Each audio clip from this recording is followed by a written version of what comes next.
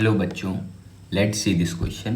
The question says the total spring constant of the system as shown in figure will be. Question में एक system दिया हुआ है, spring block system.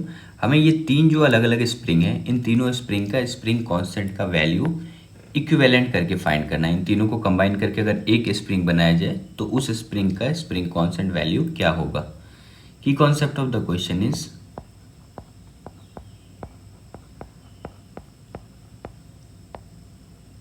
first key concept of the question is combination of a spring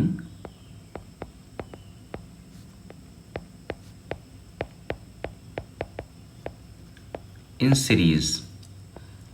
अगर दो या दो से ज़्यादा स्प्रिंग अगर सीरीज में है तो उसका कॉम्बिनेशन कुछ इस प्रकार से निकालते हैं, 1/k equivalent equal to 1/k1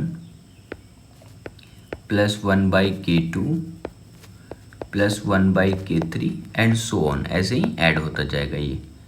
and second की concept of the question is combination of spring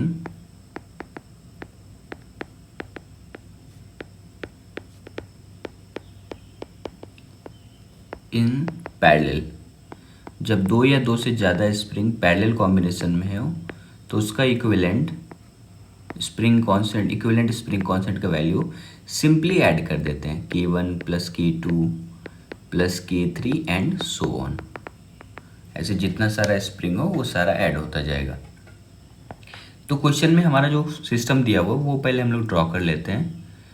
तो यहाँ पे अगर मैं ये सिस्टम ड्रॉ करूँ तो ये हिंज पॉइंट है, यहाँ से ये दो स्प्रिंग सबसे पहले इस टाइप से लगा हुआ है। एक स्प्रिंग ये है और दूसरा स्प्रिंग ये है, और इन दोनों स्प्रिंग का स्प्रिंग कांस्टेंट वैल्यू बराबर है। इसका भी k1 है और इसका भी k1 है। इन दोनों स्प्रिंग से एक दूसरा स्प्रिंग यहाँ पे लगा हुआ है जिसका स्प्रिंग कांस्टेंट k2 है, और यहाँ पर एक m मास का ब्लॉक लगा हुआ है। हालांकि इससे हमें कोई लेना देना नहीं, ये कितने भी मास का हो, क्योंकि हमें equivalent spring constant value find करना है। तो यहाँ से आप इजीली देख पा रहे होगे ये k1 वाला स्प्रिंग और ये एक और k1 वाला स्प्रिंग, ये दोनों स्प्रिंग आपस में पैरेलल में है।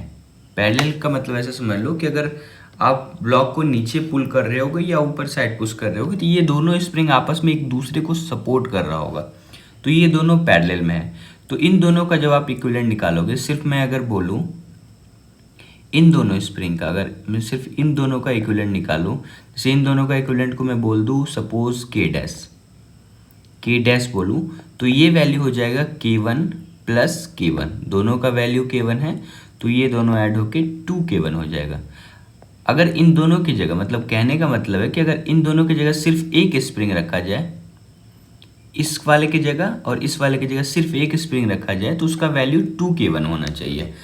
इसके बाद अगर मैं सिंप्लीफाई करके अगर दूसरा सिस्टम बनाऊँ तो वो कैसा बनेगा, तो मैं नेक्स्ट पेज में ले रहा हूँ।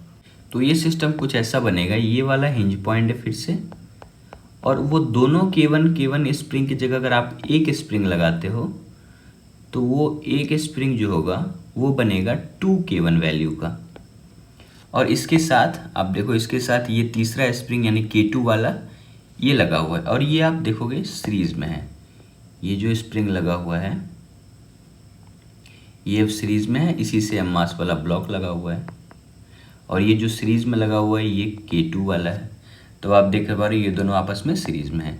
तो अब जब इसका और इसका इक्विवेलेंट जब फाइंड करेंगे तो ये इक्वेशन लगाएंगे सीरीज वाला, 1/k equivalent equal to 1/k1 plus 1/k2। तो 1 इसके जगह 2k1 लिखेंगे, तो यहाँ पे 1/2k1 प्लस और इसके जगह 1/k2, ये हो गया। अब जो आंसर दिया गया है वो पूरा सिंप्लीफाई नहीं किया गया है, हमें यहाँ से ही आंसर को ढूंढना है। जैसे आप क्या कर सकते हो, ये जो k इक्विवेलेंट है अगर मैं इसका रेसिप्रोकल करूँ, तो ये k इक्विवेलेंट का अगर रेसिप्रोकल करूँ ऊपर ले जाऊँ तो ये भी ऊपर हो जाएगा, तो ये ऊपर हो जाएगा। इसको आप ऐसा लिख सकते हो ना, ये 2k1 प्लस 1/k2, इसको आप ऐसा लिख सकते हो ना पावर -1, क्योंकि इधर साइड भी पावर -1 है, इधर साइड भी पावर -1, तो इसी फॉर्म में आंसर दिया है। तो इस हिसाब से कौन सा ऑप्शन हो जाएगा, So option 2 is the correct option.